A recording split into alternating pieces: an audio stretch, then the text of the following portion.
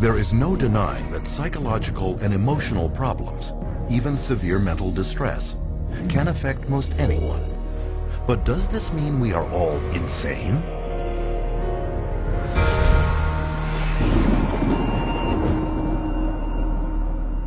What causes psychological distress? Early psychiatrists thought it was an imbalance of the humors that could only be cured by bleeding patients with knives or leeches. Other psychiatrists believed mental problems came from organs like the tonsils, the stomach, and the spleen, and cut them out. Later were attempts to alter brain function, but these efforts also failed. Today, psychiatrists tell us that the way to fix unwanted behavior is by balancing brain chemistry with a pill. Did they get it right this time? They say you have a chemical imbalance of serotonin and dopamine, but there's never been a study to ever prove that, ever. It's just been indoctrinated into the culture and television advertising to the point where people now believe it is fact. Despite this lack of evidence, psychiatrists will tell you that psychotropic drugs are just like mainstream medical drugs. Can this be true? The answer is that unlike a drug such as insulin that corrects a measurable and proven imbalance in the body, psychotropic medications have no visible or measurable physical abnormality to correct. Here is evidence of a bacterial infection.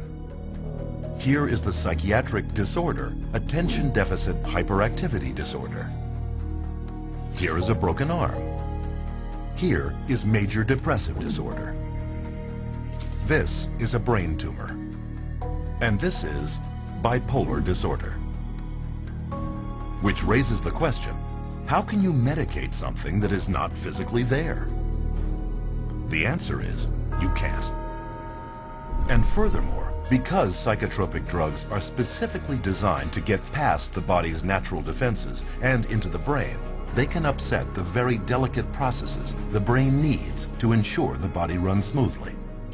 Every time you throw something into the system that's foreign to the system, you're creating imbalances elsewhere within the system. The body changes as a result of taking the medication, so when you stop taking the medication, the body's got to change back to the way it was before, if it can, because it can't always. And in doing so, it disrupts the whole system. This is what creates the sometimes serious side effects. Paxil was the drug that gave me insomnia. I would cry very easily on it, and I completely lost my appetite within the first 2 days of taking it. It didn't help me study, it didn't help me do anything. I didn't even want to do work because I was so sick. The psych meds didn't help me at all. They made matters, I'd say probably like 10 times worse for me, maybe even 20.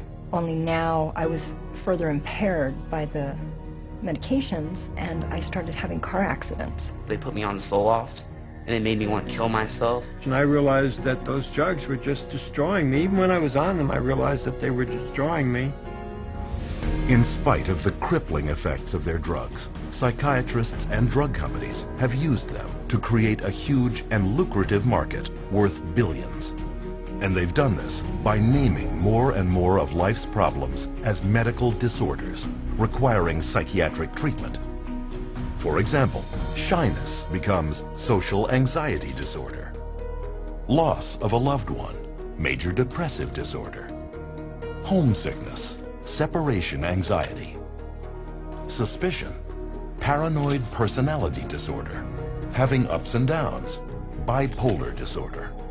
Distractibility, ADHD. This is why it is almost impossible for anyone to see a psychiatrist today and not be diagnosed with a mental illness. And a diagnosis of mental illness means psychotropic drugs. When a patient goes into a psychiatrist's office and asks for help, probably 98, 99, maybe even 99.9% of people are going to receive a medication. And these medications have been estimated to cause over 700,000 serious adverse reactions a year and 42,000 deaths. Meanwhile, the psychiatric industry rakes in $1/3 of $1 trillion a year. The issue isn't whether or not people's emotional problems are real. They are.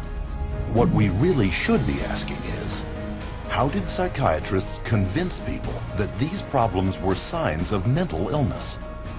How did they use these illnesses to create a demand by doctors and the public for psychotropic drugs? And how did these drugs, with no known curative powers and a long list of side effects, become the standard treatment for every problem in life?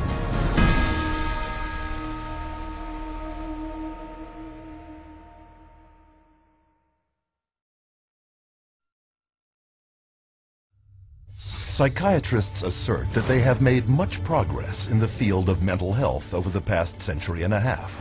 To prove this, they claim a history of great advancements in the area of psychotropic drugs.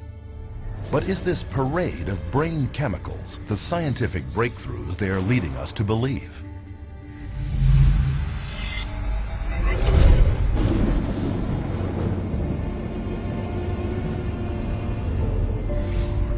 Modern institutional psychiatry has depended on psychotropic drugging since its earliest beginnings in insane asylums during the 19th century.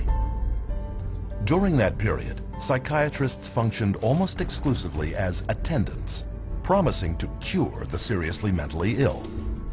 But as they could not, they were not regarded by mainstream medicine as real doctors. Other physicians considered psychiatrists as almost a doctor. Okay, because they weren't doing medical stuff. So to increase their status, they needed to become much more scientific.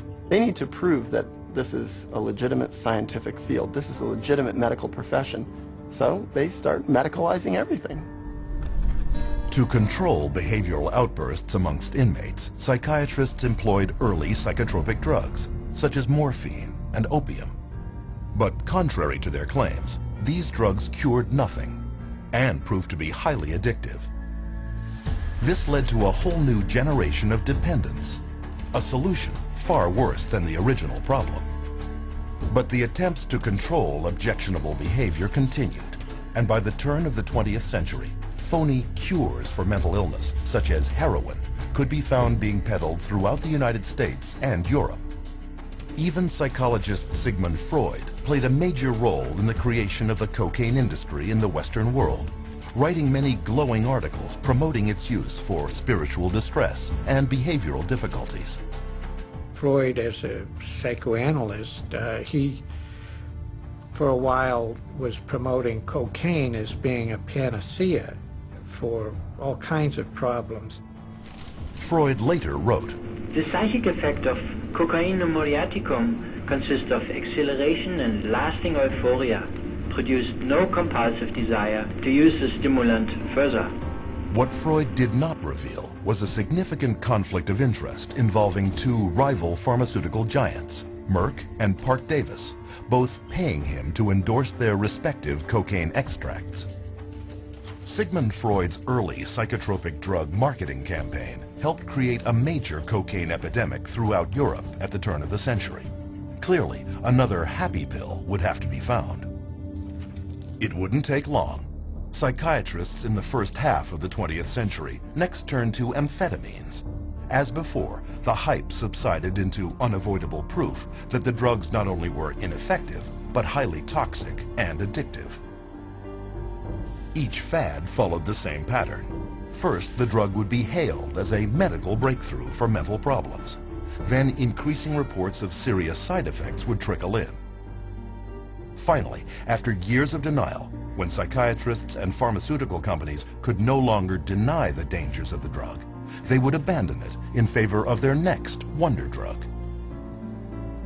Though none of their drug therapies had ever proven to cure anything, psychiatrists continued their search for a magic bullet that they supposed would cure all. And in 1954, their dream, they believed, was realized with the introduction of psychiatry's first so-called miracle drug, chlorpromazine, better known as Thorazine. Originally designed and tested as a synthetic dye, then as an anti-parasitic in pigs, Thorazine was accidentally discovered to shut down human motor controls. One of the first papers promoting its psychiatric use stated, "The aim is to produce a state of motor retardation, emotional indifference, and somnolence." Thorazine